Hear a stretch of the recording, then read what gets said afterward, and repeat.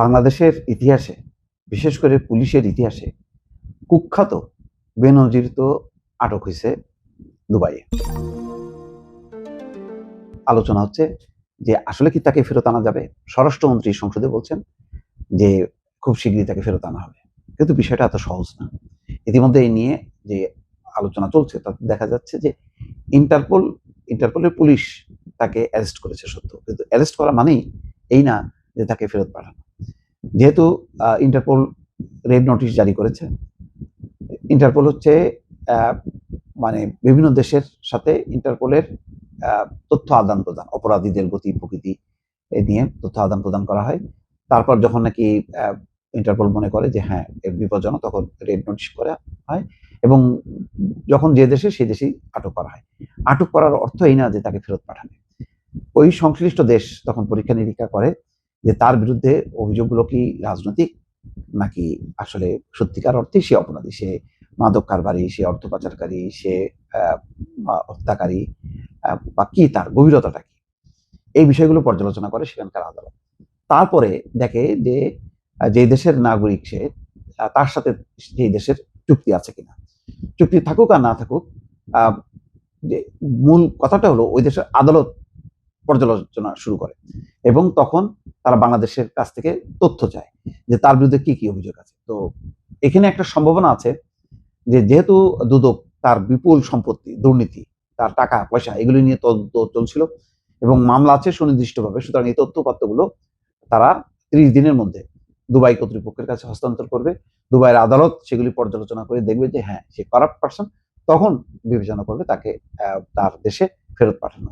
তা না হলে কিন্তু সম্ভব না। যেমন আরাফ খান, এটাও বলা হয় যে বেনজিরের পার্টনার, বেনজিরের শত শত কোটি টাকা নিয়ে আরাফ খানকে দেয় বেনজির, এবং আরাফ খান সেই তার নাম হচ্ছে রবিউল ইসলাম, আসল নাম। সে দুবাইয়ে স্বর্ণের ব্যবসা করে। এটা নিয়ে অনেক আলাপ আলোচনার পরেও তাকে ফেরত আনা সম্ভব হয়নি, কারণ এই আরাফ খান যখন তাকে অ্যারেস্ট করে বা তার কাছে পুলিশ যায়, তখন সে দেখায় যে সে বাংলাদেশের নাগরিক না, সে হচ্ছে ভারতের নাগরিক। এখন একইভাবে যদি বেনজির দেখায় তার কাছে 3 দেশের পাসপোর্ট আছে বলে খবর প্রকাশ হয়েছে, যদি সে প্রমাণ করতে পারে যে না সে বাংলাদেশের না, সে অন্য দেশের তার নাগরিকত্ব আছে, সেই ক্ষেত্রে কিন্তু একটা আইনগত জটিলতা আছে, তখন তাকে ফেরত আনাটা বেশ কঠিন হবে। ফলে একেবারে নিশ্চিত করে বলা যাচ্ছে না যে কূটনৈতিক প্রচেষ্টার মাধ্যমে তাকে খুব 30 দিনের মধ্যে বা 60 দিনের মধ্যে তাকে আনা যাবে, বিষয়টা এত পরিষ্কার না। এনবিসি আমিরাতের রাজধানী আবুধাবি কর্তৃপক্ষের সঙ্গে সমন্বয় করবে বলে জানান স্বরাষ্ট্রমন্ত্রী। বলা হচ্ছে সেই দেশে আইন, আদালত, প্রত্যর্পণ সংক্রান্ত চুক্তি, কূটনৈতিক তৎপরতা এবং মামলা নথিপত্রের গ্রহণযোগ্যতার উপর নির্ভর করে। তো বেনজির আহমেদের বিরুদ্ধে রেড নোটিশ জারি হওয়া এবং দুবাই তার গ্রেপ্তার, দুটি বড় ধাপ পার হয়েছে, কিন্তু তাকে বাংলাদেশে পাঠানোর সিদ্ধান্ত নেবে আমিরাতের আদালত।